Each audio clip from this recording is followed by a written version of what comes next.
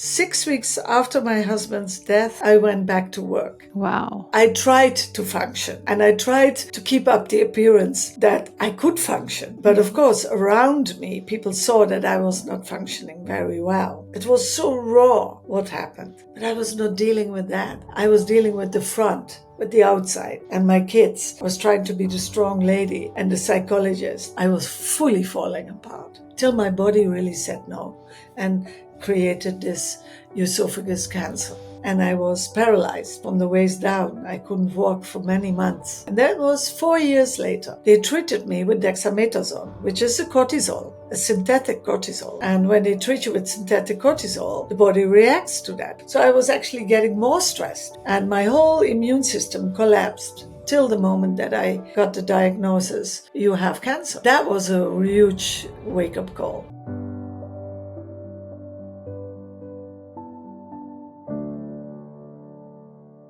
Hello, everyone. Welcome to the new episode of the Bridging Podcast. It's your host, Özlem Özkan. The Bridging Podcast is a podcast where you can learn, practice, and transform in any area of your life if you do the work. And today I am together with my friend Anouk Bindels. Anouk, welcome to the show. Thank you for hosting me. Yeah, I'm Of happy. course. Thank you so much for making time. Anouk Bindels, she's a trauma expert, psychologist, psychotherapist, and a behavioral scientist. Her life and work embody the healing power of awareness. After facing profound personal loss, illness, and grief, Anouk transformed her pain into wisdom, and now she dedicates her life to helping others reconnect to the intelligence of the body, the heart, and the mind. Through her work, retreats, and book, Wisdom of Trauma, in Dutch, German, and soon to be published in Spanish, she teaches her how healing begins when we listen deeply, not only to our thoughts, but to the language of the heart and the sensation of the body. And in this conversation today, we explore how trauma can awaken consciousness, how the heart and brain work together in the healing process, and how self-awareness can restore our innate power to heal. And I also want to mention this podcast, this episode is only for educational purposes and not any medical advice. Welcome again, Anouk. Thank you. It's so lovely to be here. Thanks. Yeah. My first question, how are you really doing Today?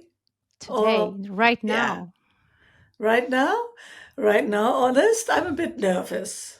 Okay. And that's happening on the background. But overall, I'm really a happy person and I'm feeling good.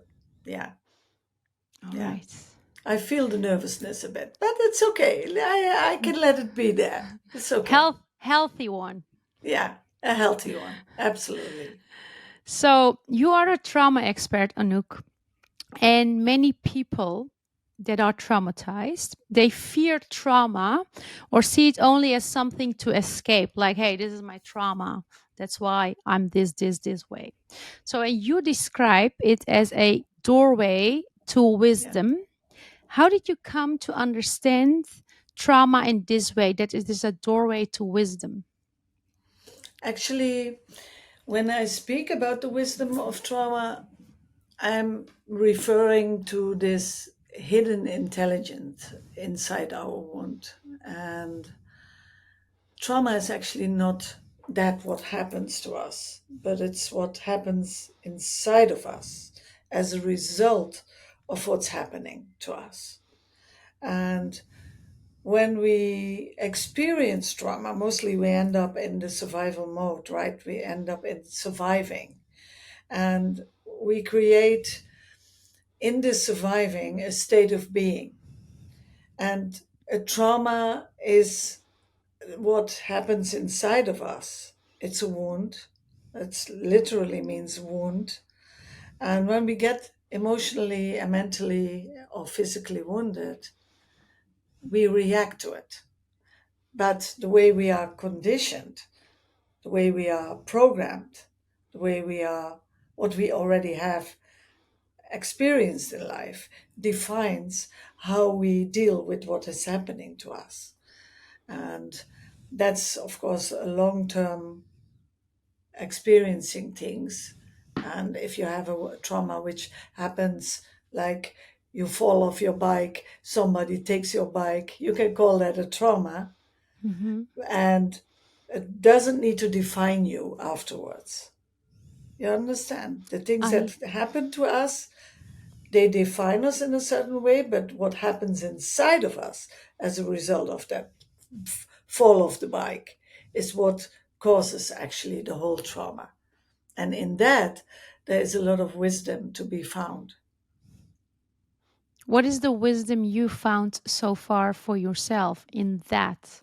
Because Mm, you come from a long way to become a trauma expert. You were yeah, already a psychologist, but while you were a yeah, psychologist, yeah, things happened inside of you. yeah. You know what happened inside of me is that and that's what most traumatized people experience, is they lose the connection to themselves. They disconnect. And we disconnect from our feelings, we disconnect from life, we disconnect from relationships. And when things are so big that we cannot do anything else as come into survival mode, then we lose connection to that, what is our true essence. That is what I call our birthright, our natural state. The power of life itself is our essence. And traumatized people often lose connection to that essence. And they lose also connection to the feelings in the body. Because once we are in survival mode, we either flee, fight, adapt, fawn, or we freeze. And we live with a brain that's actually living in 10,000 years back. So our brain reacts. It's trauma is something from the nervous system, and the nervous system throws us in survival mode. And when we are in survival mode, we disconnect.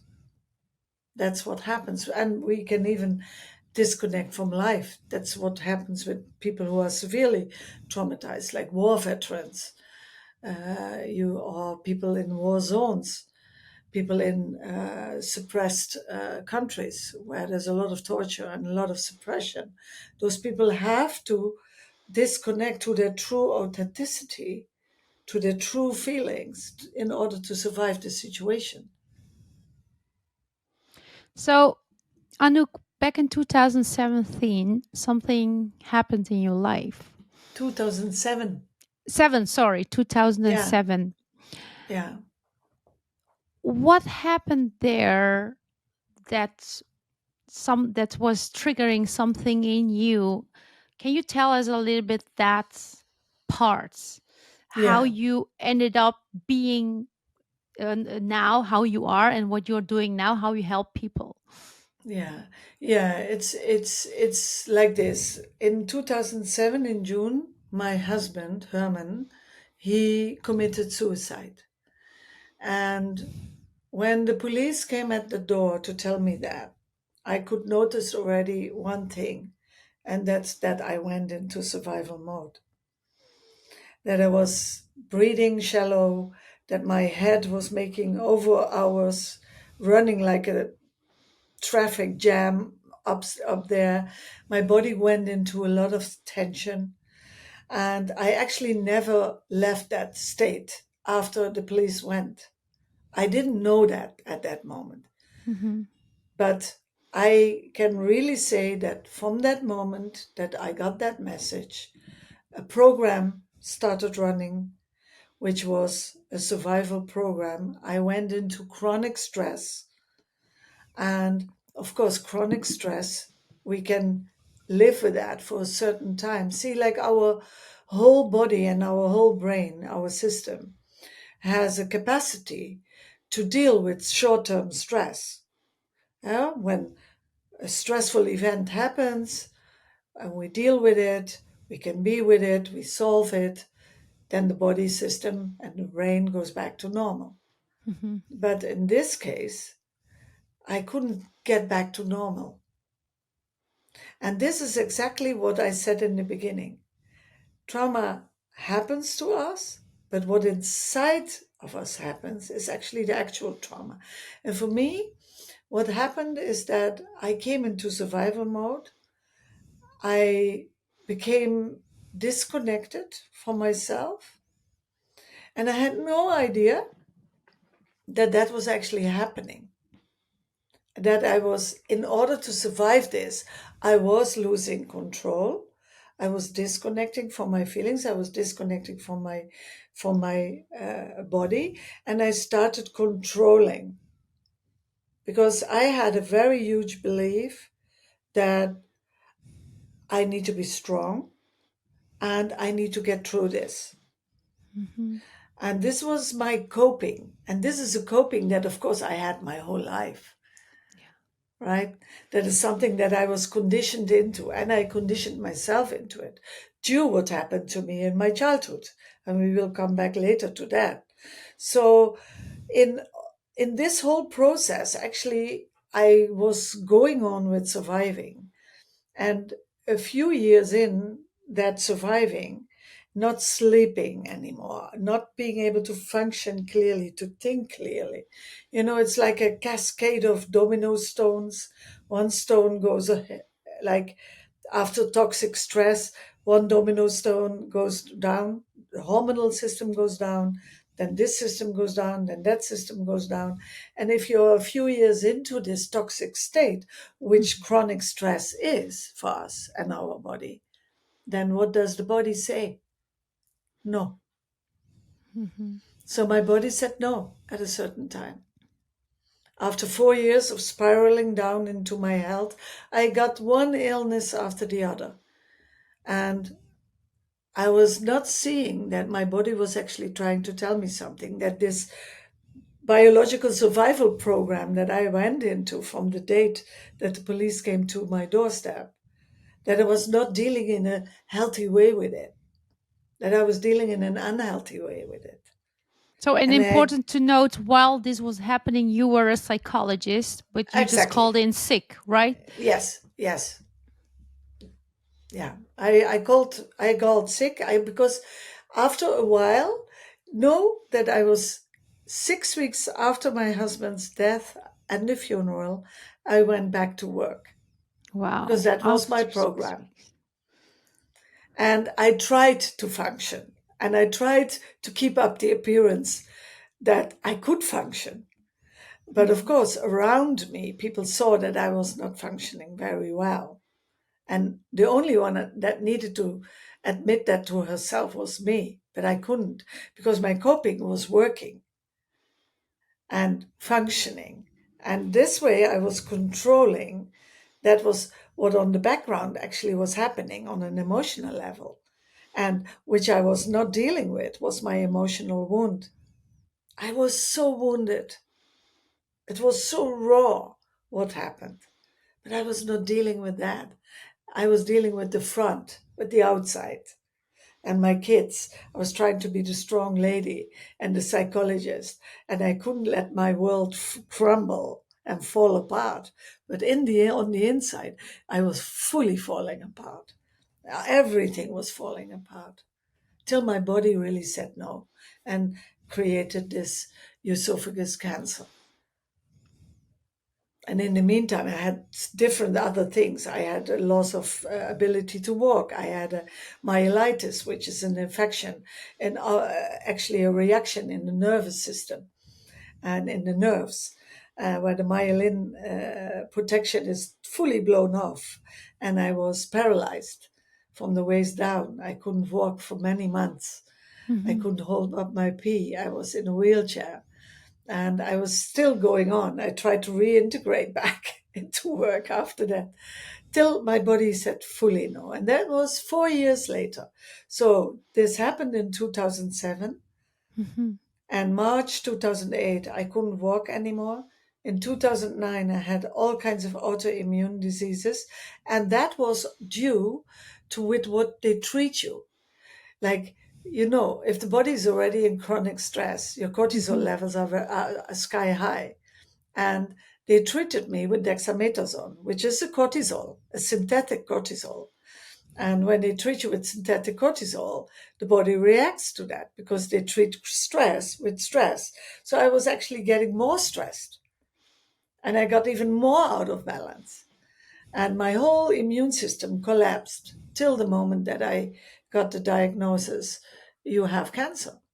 Yeah. And that was a huge wake up call, actually. Then I knew I need to do something else. And of course, then I started asking for help.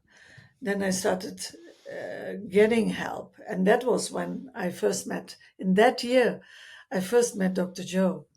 Mhm. And I went to one of his retreats. And when I went to one of his retreats, there was not many people, it was just maybe 80 people or so in the Netherlands. And when he was speaking, it spoke to something inside of me. And I knew I need to follow this. Because on the stage, as he does always, he takes people on the stage. There was a young woman with brain cancer, with a brain tumor. And she was talking about her healing process. And I thought, my God, if she can do that, I can do that as well. And it was so inspiring. And the way he was explaining how our own thoughts can make us sick, I started investigating. What am I thinking actually? What am I doing with my thoughts? My God, I found a can of worms, I can tell you. And I didn't know that for these 4 years I was going around in this thinking and feeling loop and informing my body in a way that was actually making myself sick. So I started the way out there. So, do I understand it right? In that 4 year between 2007 and 2011, you went to different doctors, different disciplines of doctors. Gynecologist to Yes. maybe a neuroscientist for the nerve pain that you Neurologist. Yes. neurologist exactly, and it was they all looked. Internal an MDL doctor. I had a mouth specialist because I also had this mucus problem in my mouth. Mhm, So I had a mouth specialist. I had a gynec. I had a internal. I had a hormonal specialist because from one day on the other I stopped menstruating, and I was only 48 years old. So from one moment in the other I came into menopause.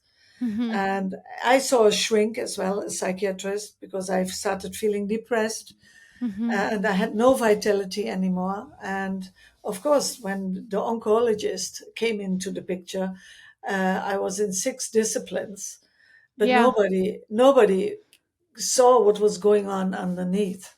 So you say like 4 years long you have been treated by different doctors, the medical practitioners, and then you go to Dr. Joe Dispenza, or even before you go, you are like, nothing is working.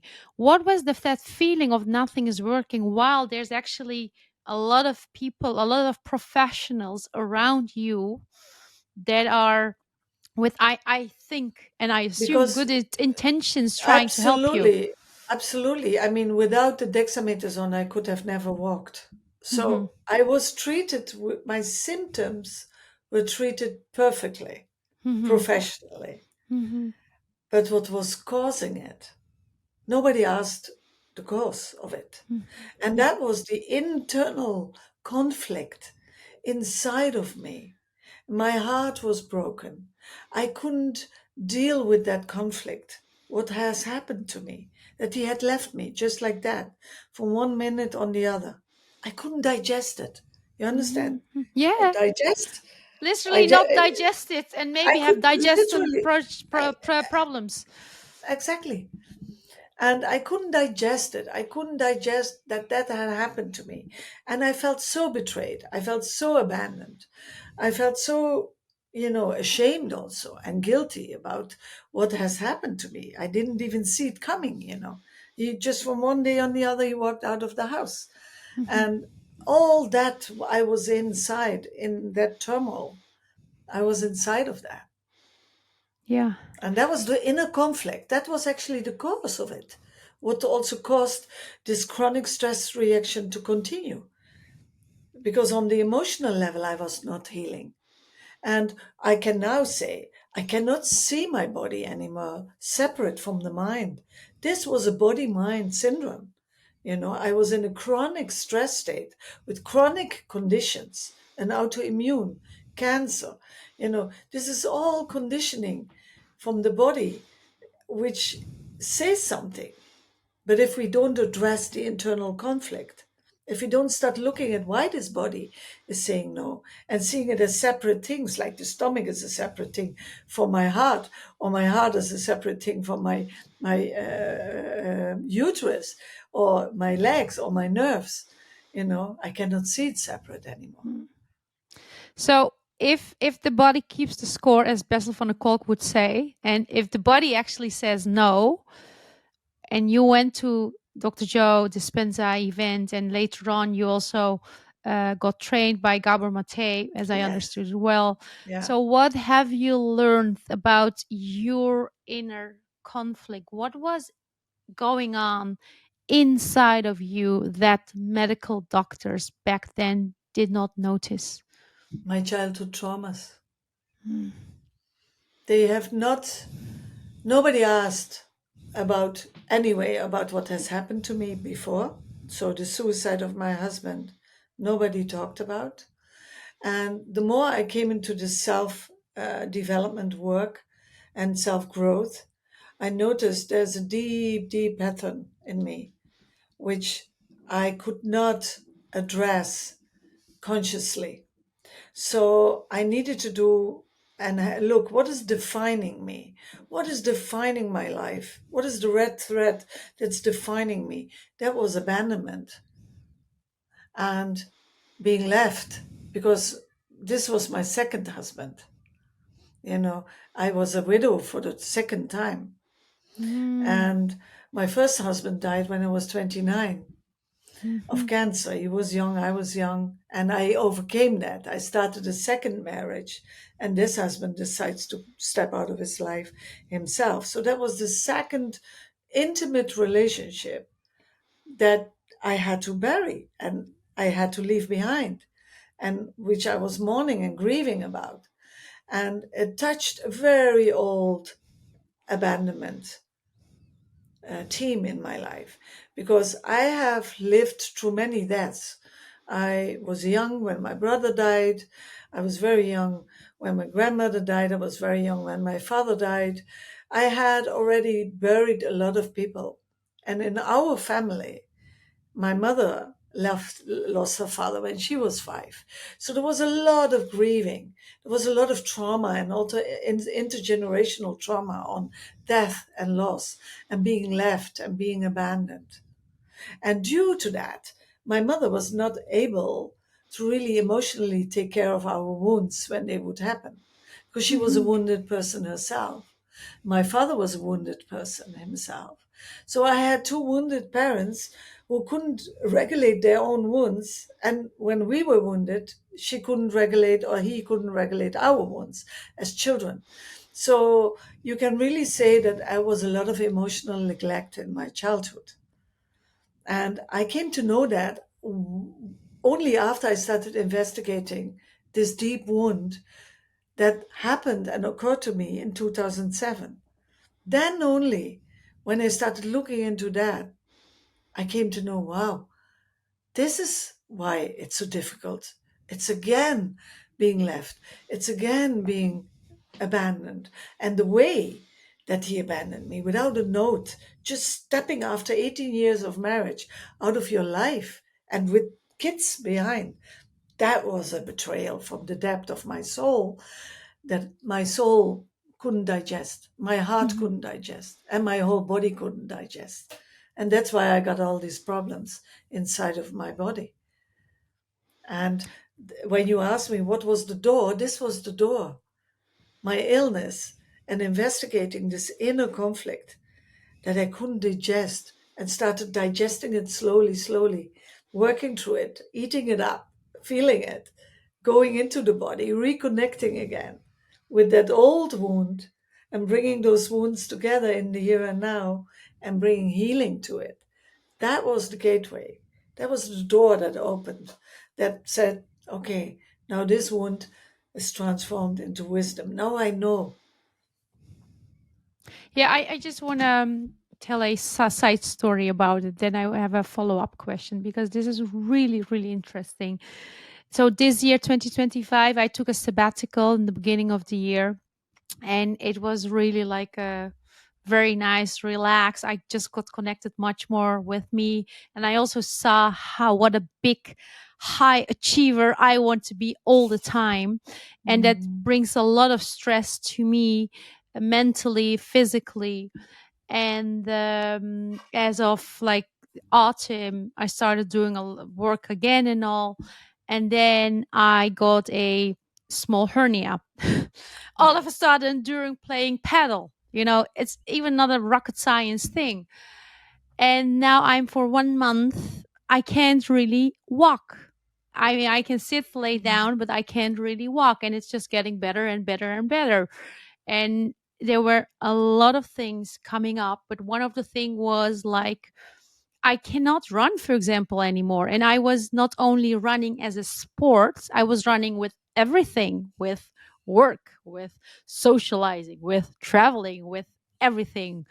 And now I am, thanks God, I am recovering day by day, minute by minute, actually. But each time when I just go over the edge of my limits, I feel my nerve. I just feel it. Wow. I cannot relax. I'm like, all right. And this morning I was praying, and I really prayed like, thank you so much that I got this. I didn't pray during the moment I had it. I have to say, why me? Why is this happening? But I was like, because it is teaching me, I'm not there yet. It is teaching me to really take care of my limits, my boundaries, stop pleasing others, stop pleasing work, stop doing a lot of things in order to show what a big achiever I am, And Wow. that's also from a trauma, why I want to be. I know that. But the body said no and kept the score in this case. That's what I'm really strongly feeling. And this is, of course, a different case than what you told me over the 4 years, what you have gone through. I am really curious as a follow up. In 2007, when you got this was the second husband. The first husband passed away on the age of 29. And then this husband, you had a brother passing away when you were 19 or 20 years Yeah. old. Did did you say, did you ask yourself or the universe, or why me? And Yes. if you have asked that, did it Absolutely. change 4 years later in another question? How did that question change over the years while you did really self discovery and went inside? Yeah, that's a beautiful question. It's all this inner work, investigating and connecting the dots inside. That's what I started doing, connecting dots, seeing, hey, when I feel this, when I think this, when I'm in this program, it's actually not truly me. It's also the one that I was conditioned into. And the more you investigate these things that happened to you, the more I came to know about who I really am. And we have two non negotiable needs in our life. That's one is attachment, and the other one is authenticity. Mm. Attachment and authenticity. Yeah, we can all not survive without that. And I noticed what a people pleaser I had become. I was such a people pleaser. I was saying yes to everything before I even felt my boundaries.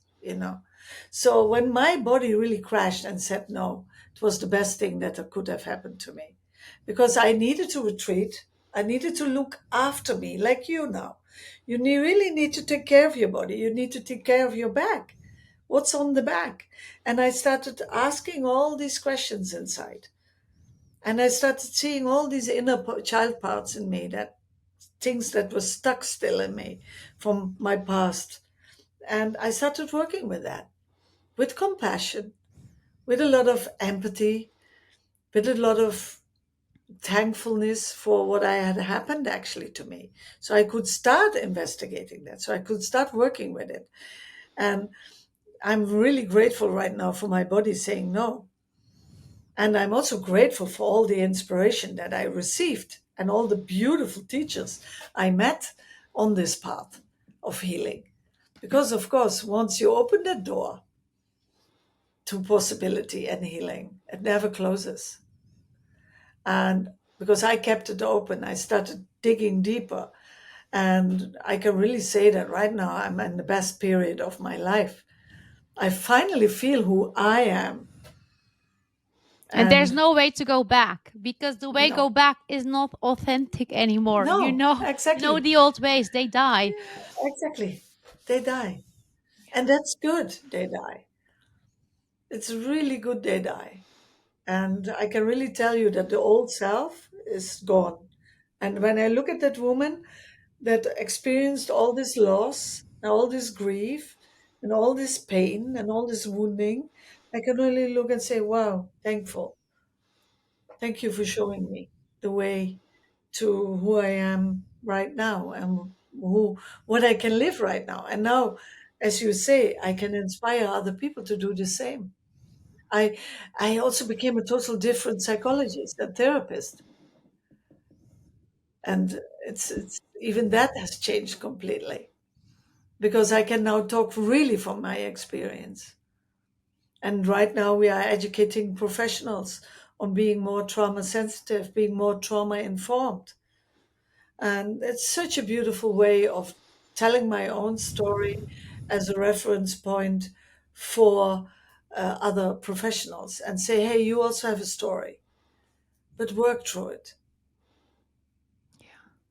So that working through it, I will have a question about that later, but Yeah. it's like so um I'm going to ask about And this. it's not So, easy, no, Oslin. no, It's not no, no, easy. no, it's not easy, but maybe I will ask it right now instead of saving it for later. So, I'm also a teacher. I work Yeah. partly at a primary school. I have worked with different primary schools, international schools, Dutch schools. And you have been talking about that your mother and your father, they also had wounds.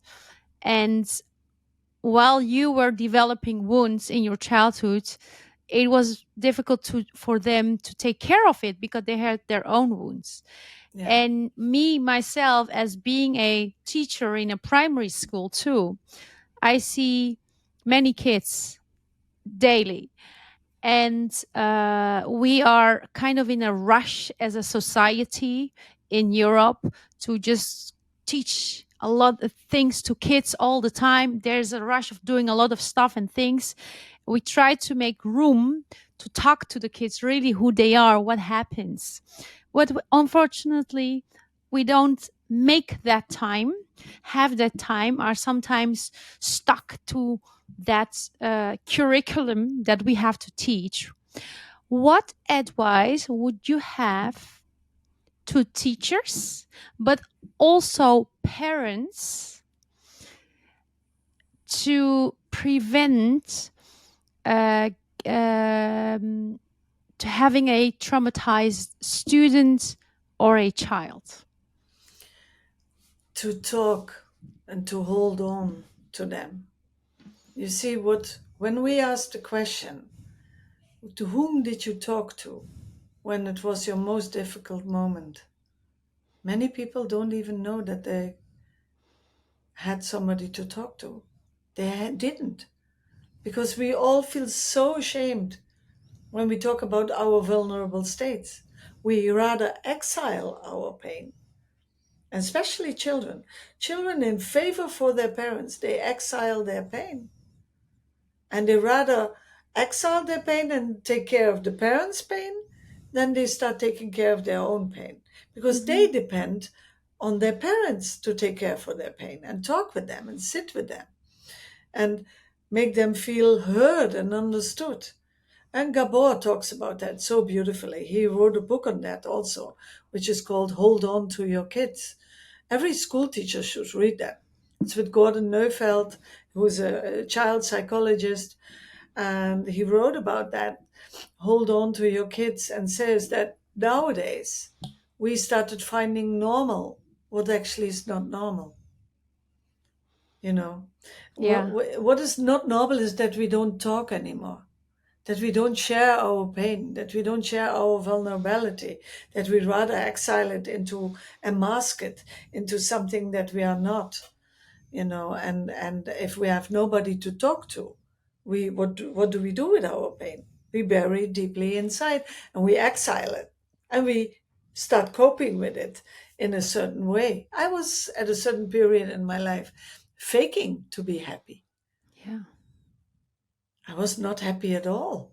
I was going to my work and I was faking that I could hold everything up instead of saying, no, I'm wounded, I'm raw, help me, hold me, talk to me about my wound. Nobody would address it. And I was even working in a mental hospital, you understand?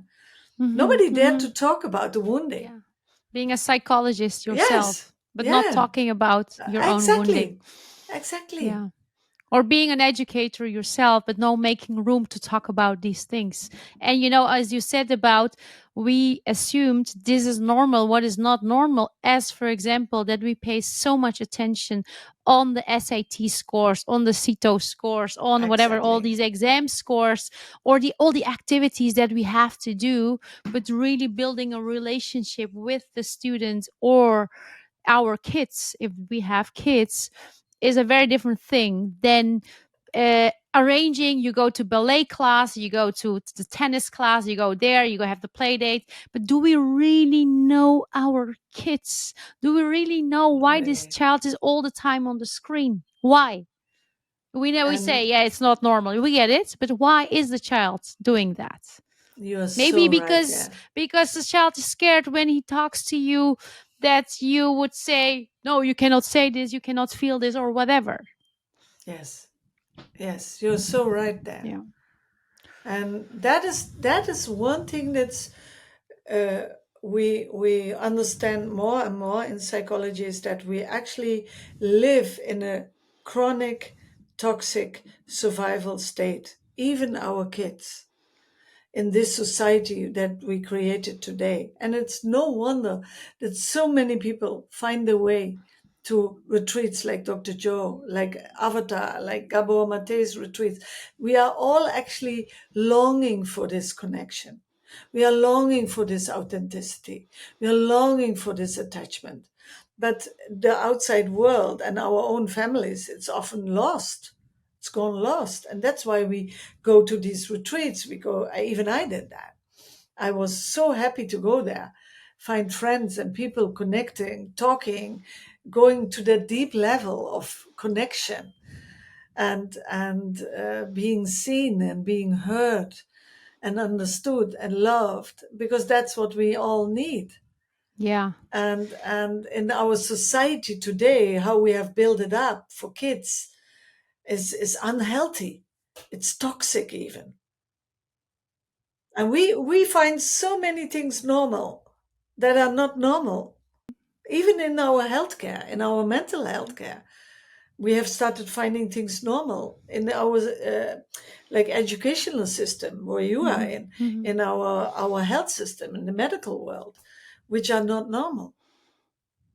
And Gabor talks about it very beautiful in his book, The Myth of Normal. Yeah. There he really talks about this. And he says that we all are in a chronic survival state. And that's why there's so much chronic illnesses in this world these days. So many autoimmune diseases, so many food toxic problems. People with the amount of allergies is amazing. Hmm. And that's all because we live in this toxic state. Our bodies are not healthy anymore. About that normal. So again, going back to my disability right now, that I am not able to walk that much. Because I can't do that much, I still go to work. But when I come back, I can't do that much. I was going for a run, playing paddle, meeting him, meeting her. And now I'm literally sitting on my balcony in the garden, catching up with neighbors. And I was like, how nice is this? That's Mm, having a coffee without a time limit, that I have to go somewhere. And I was like, did I really mm, want to do all the other things? Or was it mm. more like, this is the culture where I belong. I should be like, I should be cool. I should just go out for a dinner. I should just have a coffee with him or with her. And I was like, actually, what I really love, and I went back to my childhood then. I really loved when I was a child to wear the same hoodie the whole week, just be cozy at home, play with friends, write, read. That's what I loved. And I look a very extroverted person in ways, but it's a learned something to overachieve Mm. again, to kind of try to fit in that society, because I have to do that in order to be loved, to be seen, or to be okay, to be normal. But what is That's really it. normal? What is your authentic you? And Yeah, I hear, Aslam, that you're starting to find it, yeah. that you're really finally connecting with what is authentic from you Hmm. without thinking what others would think of trying to fulfill others people's expectations. The conditioning that we are all in is Hmm. that we need to please others first and then look after ourselves. And most women are even more trained like that. You have to take care of everything around you, and then you start taking care of yourself. Then Hmm. only. No, we first start taking care of ourselves, and then we can take care of others. And I really found out so many things that I was conditioned in that was not me, but was my conditioning. And I'm really happy that these days I can really say this is authentic me, you Yeah. know. So, you are doing work for a long, long time. And the people that are listening, they know that I go to a lot of retreats too, do other stuff. But can we be our own therapist in general, any person? And if we can be our own therapist, what does it mean in practice? Hmm. I think to a certain position, it's good to develop yourself and you can be your own therapist. And it's also very helpful to have good therapists around. Actually, I can tell you that from the age of 18, with on and off, since I started studying, I met very good therapists. And I was happy. They all brought me further, like my teachers, you know. And sometimes they put me back, and then I left it also, you know. Being your own therapist, sometimes you can also be in a, how do you say, um, uh, not seeing yourself in a way that another person can see you. Hmm. And I love good mirrors around me. Like when I was working with the Dr. Joe community and now with this Dr. Gabor community, I mean, we really meet good mirrors there. And I love these mirrors. And sometimes they are not a good mirror, sometimes they are hurting. But even there, you can learn. Exactly. And yeah, of course, the inner work you have to do yourself, right? I mean, finally, when it comes to the come down, it's my thoughts, it's my creation, and my thoughts create my personality, how I think, how I feel, how I act, how I show up.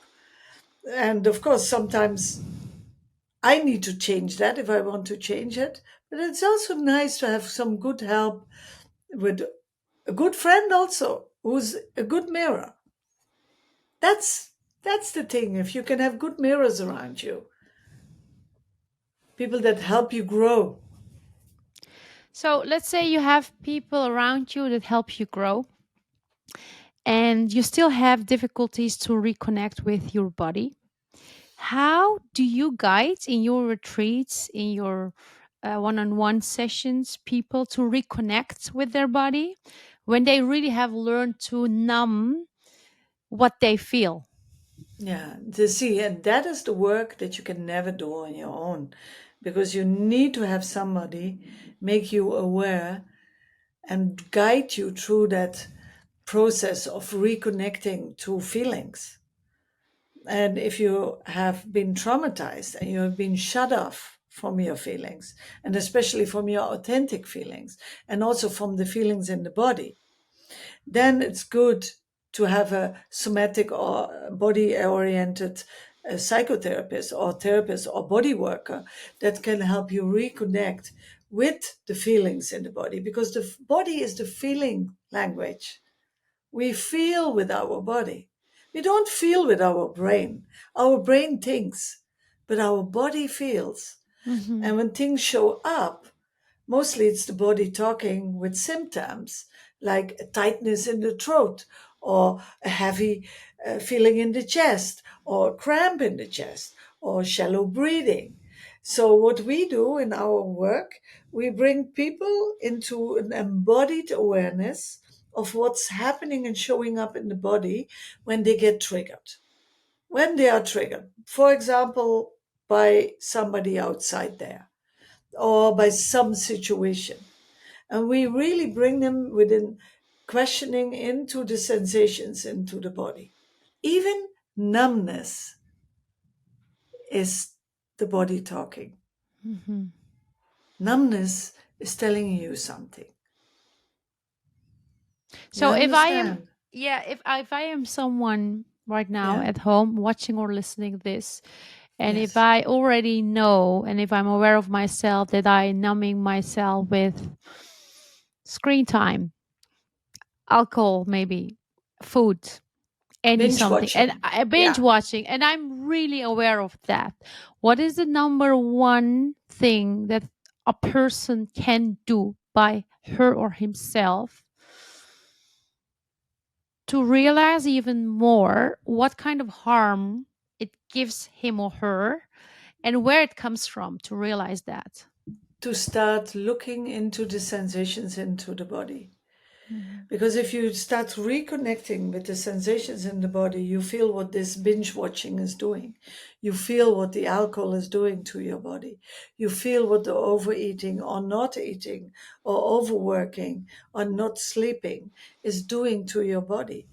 And when you start becoming in more aware of what is happening to it, you can take the right actions, because you need to take actions to stop this kind of behavior and to start changing it, to really say, stop, I'm not going to binge watch.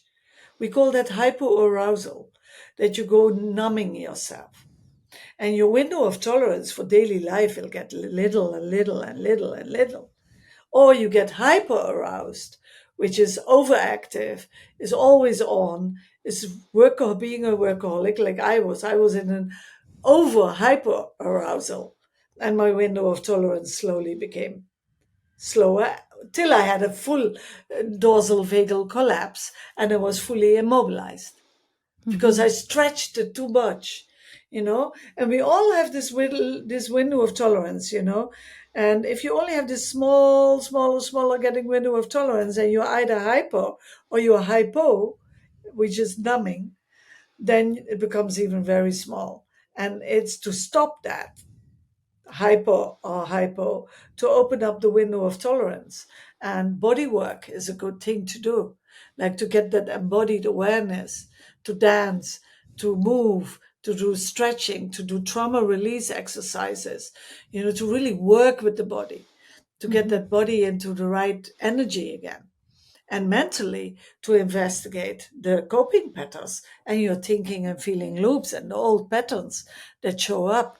Because mostly when we numb ourselves, we avoid feeling Yeah. something. Or when we go in hyper arousal, we mostly avoid feeling. And when we start drinking or eating, we mostly avoid feeling the very unpleasant feelings that we all have. Mhm. But this is exactly what we started our conversation about. When we don't learn as in our childhood how to deal with these difficult emotions, nobody is teaching us to become emotionally intelligent and regulate ourselves and be able to deal with it in a proper way. We start doing all these stupid things with ourselves. And then we end up even further away from the connection with ourselves and our body. We disconnect. And especially people who have experienced very traumatic events, they have a tendency to do that. Because sometimes it's too much Yeah. to deal with it, Yeah. and we I, dissociate rather from it than so going into this unpleasantness.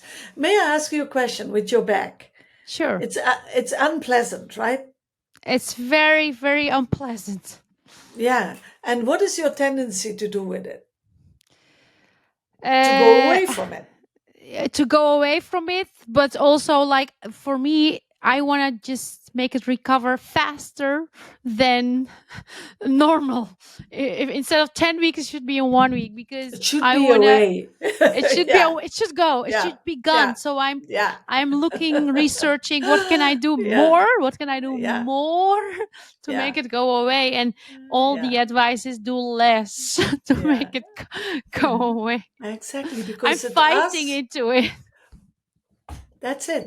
We mostly fight it.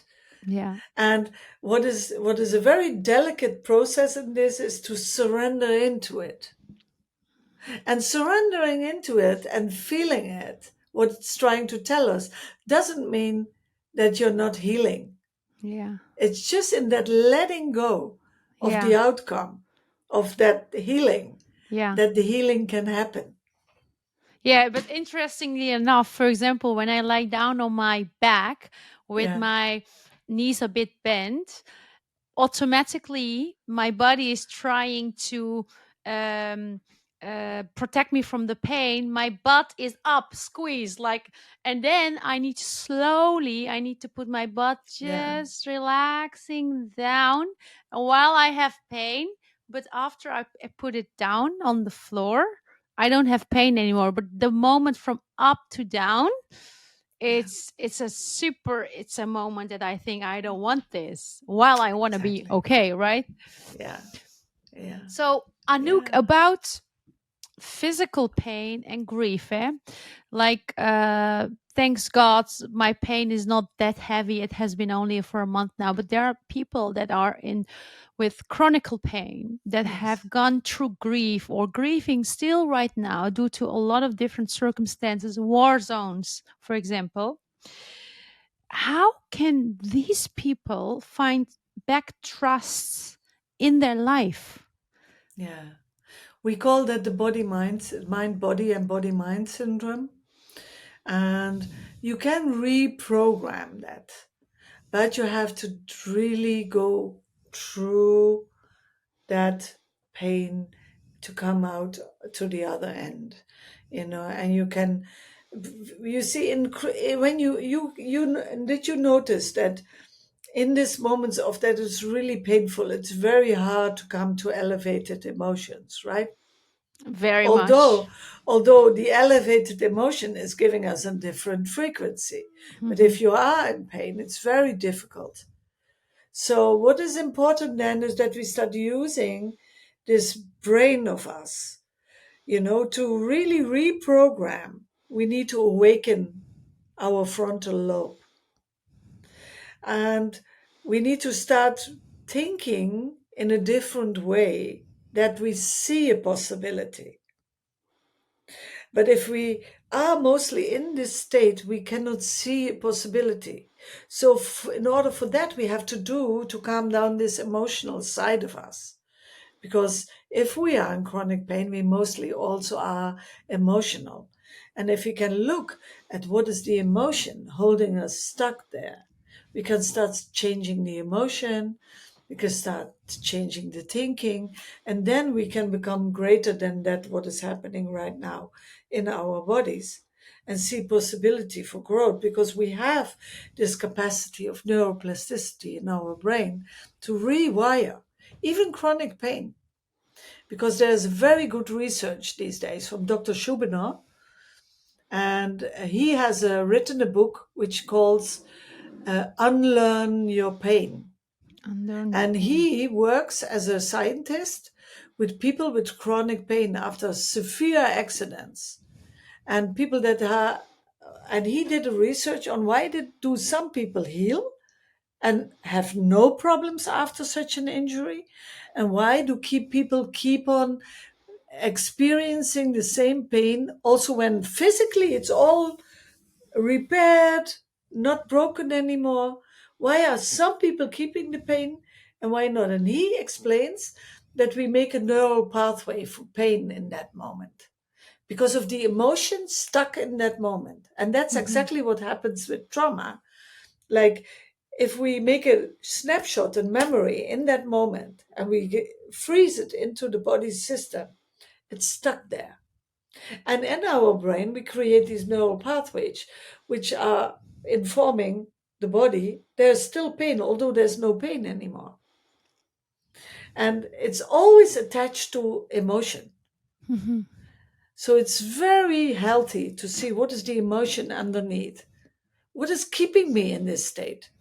Also for you, what is it that is the emotion underneath my back pain? What's underneath? And what's keeping my pain underneath there? What is the emotion attached to it? Yeah, it's And actually two-sided. One side is like I told you earlier, this is like a gift to me to really slow down. But on exactly, the other hand, the other part of my brain is like, I want to just get fast, really better, so I can do things again. Like that's the old pattern, which is struggling towards the new one that it wants to be born to yeah, kind of slow down with everything. yeah, It's like really both sides, because the other one would be, okay, I can't do anything right now. Let me just slow down. yeah. So Let me lay down more. what's driving it is actually I need peace. Mhm. So there's something in you that needs peace, and then there's the other voice that's avoiding the peace, right? Exactly. That says I want to be able to run again. I want to run marathons and all. I want to go work 16 hours in Cancun. Exactly. Exactly. I like exactly. I am like, okay, I want to be Yeah, there for yeah, I can sure. get that. I can get that. Yeah. Yeah. So, Anouk, is there a transformation story that you could share with us, that you have worked with someone that was traumatized and maybe was in chronic pain, that Yes, we became have. actually a source of inspiration? Yeah, we have many stories like that. We have people with MS, we have people with cancer that went into full remission.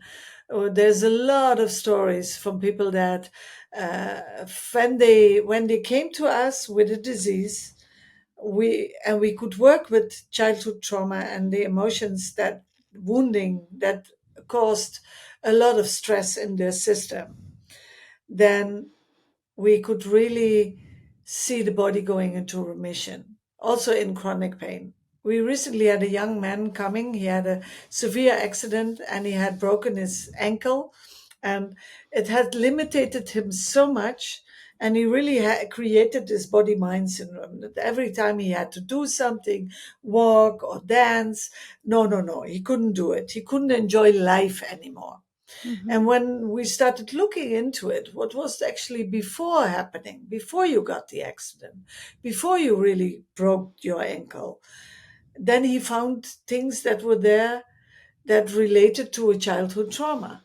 And when he could heal that, when he could see that little boy and connect it to the man that got this accident and was in so much pain and so much helplessness, and what happened to him there was that he could really take it in his arms and feel that integration happening. The past reality integrating in the present moment is a huge gift in trauma therapy. And people can then connect with that inner part that was disconnected or exiled. They can see their firefighters, they can see their managers, their coping strategies. and then start behaving new and developing new ways of behaving, new ways of coping, new ways of thinking about themselves, and rewriting the narrative and story, which is a Yeah. very powerful thing. If you can Yeah. start, I rewrote my full story, and he did the same.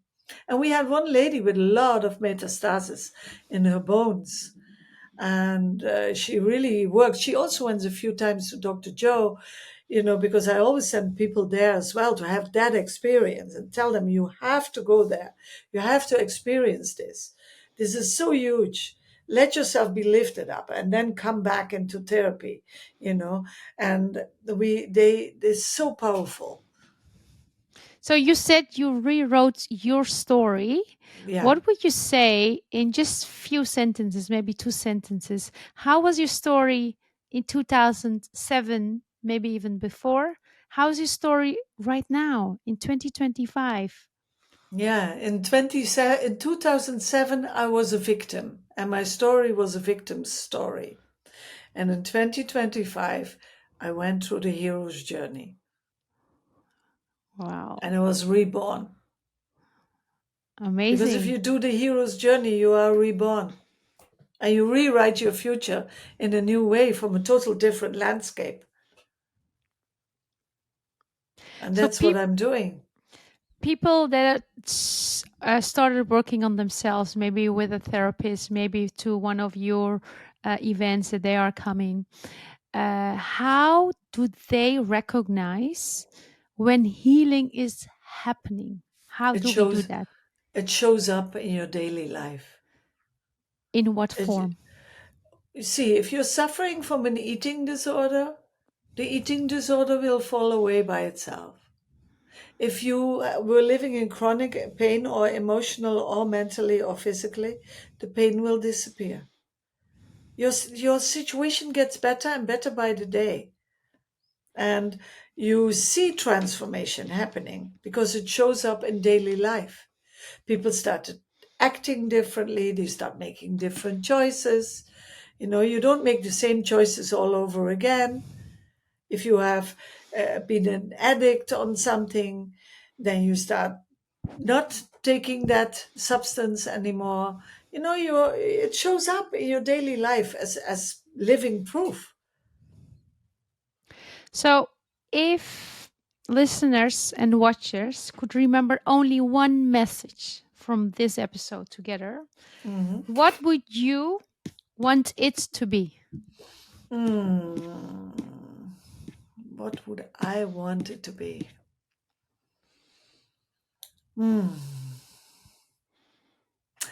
I would tell them,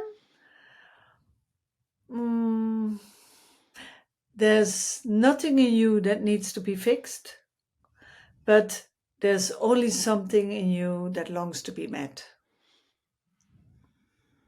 That And longs to be met, met. whatever that is. Exactly. Maybe that little girl or that little boy in you Exactly. that was Exactly. forgotten one day. Yes. Yeah. Yeah. Cool. And in that, healing healing is for me not about something new. It's about remembering who you were before you had to protect yourself. Mhm.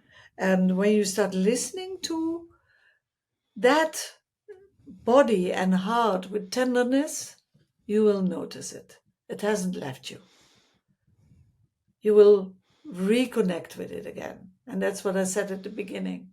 It's about reconnection.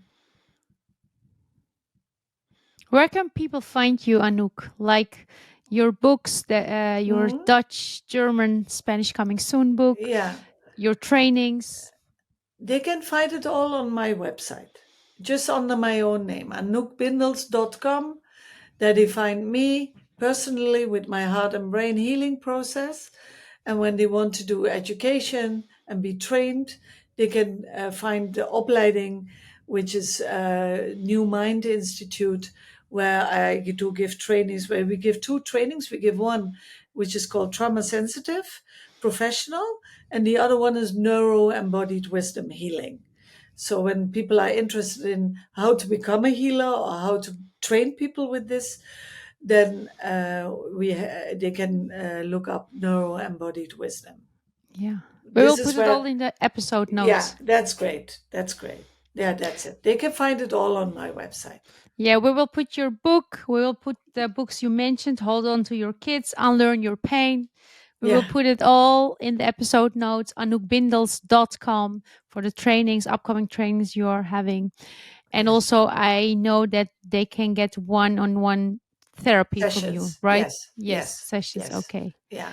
And they just have to email me, or they can look up on the website. There is a calendar where there's a free 30-minute Zoom call Mhm. possible for free. And it's always on Monday morning. And the calendar is full till I think the end of November, but they can always find a date and time or email me and we can find a date and time. Yeah. So actually an educated psychotherapist, psychologist, behavioral scientist, but also actually a holistic worker, I would say, Absolute. if I can say that, Absolute. which is not Yes. looking only at the symptoms, but where does it come from? What is the trauma there? And how can we together work on Yes. healing that? Thank Yeah. you so much, Anouk Bindels. Really, really appreciate this conversation. Yeah. it Thank it you. means a lot. It's always at the end I'm like, wow, I have learned a lot here, and I hope the watcher and the listener too, and if they even got one sentence with them that they can take them home and get closer to themselves, to their authentic selves, whoever they are, that would be a gift to both of us, Yeah. I think. Yes. Thank you. Dankjewel. Dank je wel.